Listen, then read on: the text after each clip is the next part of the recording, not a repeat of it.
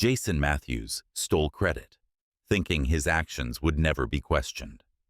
But when Elijah Brooks, the black analyst he targeted, fought back, everything unraveled. What followed exposed deep prejudice, shattered careers, and changed lives forever. The next twist? It will shock even those who've seen it all. But let's start from the beginning. Jason Matthews was the kind of man who believed success wasn't just about working hard. It was about controlling narratives. As a senior manager at a prestigious real estate firm, he navigated office politics with the finesse of a seasoned player. Dressed in tailored suits, with a charming yet calculated demeanor, Jason built his career on carefully crafting the right image and knowing exactly who to keep close and who to keep beneath him. When Elijah Brooks, a young black analyst with a background in urban housing policy, joined the firm, Jason's instincts flared. Elijah's arrival wasn't meant to ruffle feathers, but his quiet competence did just that. His reports on housing inequity in marginalized neighborhoods were thorough, innovative, and filled with actionable insights.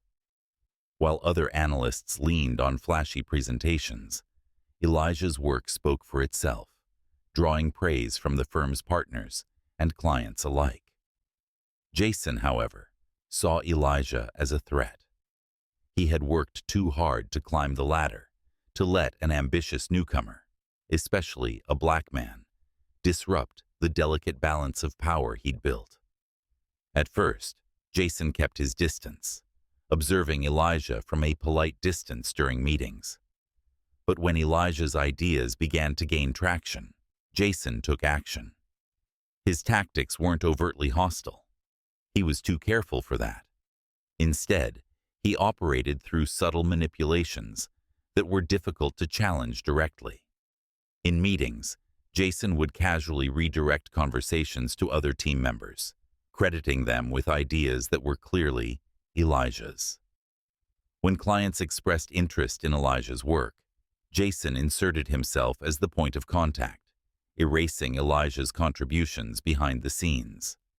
His actions weren't just opportunistic. They were rooted in a deep-seated belief that he could maintain control by keeping those he perceived as a threat in their place. Elijah, no stranger to subtle racism in professional settings, recognized what was happening. But when he confronted Jason, he was met with a dismissive smirk. "You're still learning the ropes here, kid," Jason said, his tone dripping with condescension.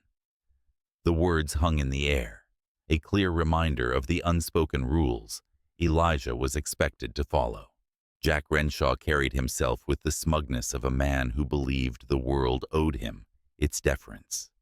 In his late 30s, with neatly combed hair and a wardrobe of tailored suits, he gave off the appearance of success.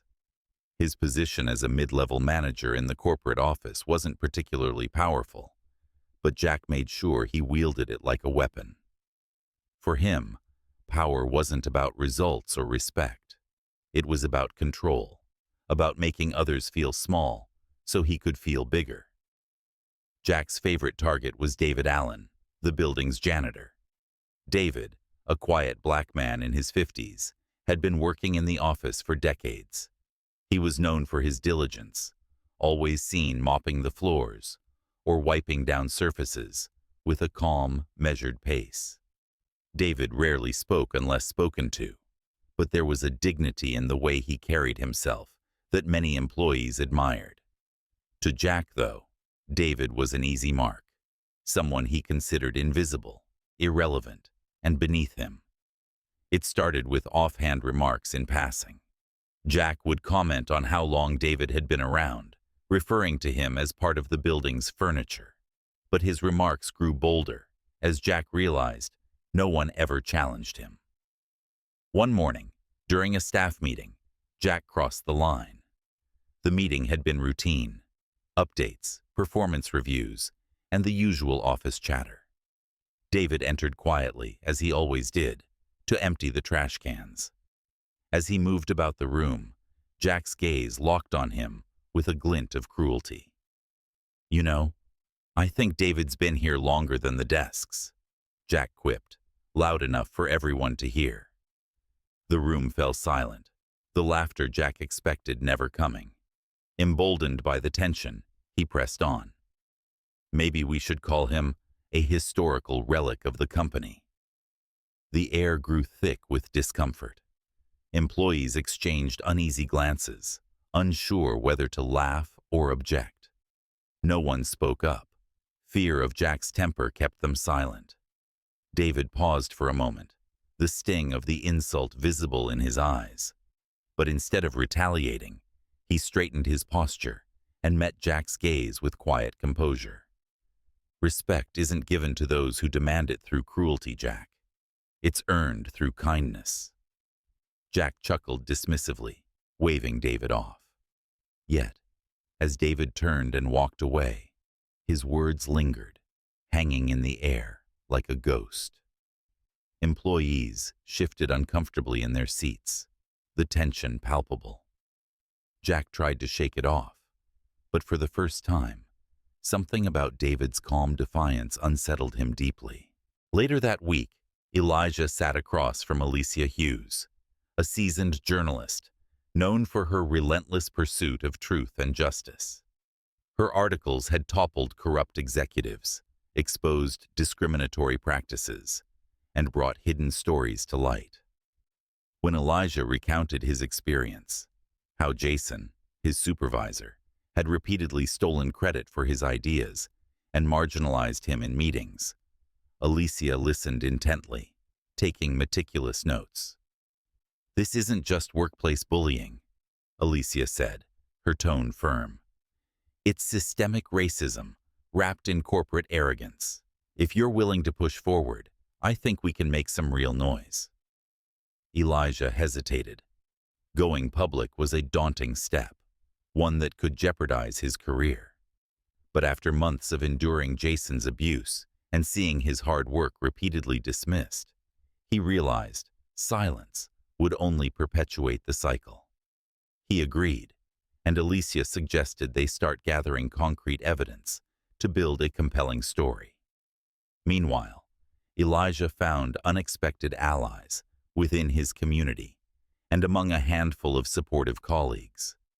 Word of his situation spread quietly through the office.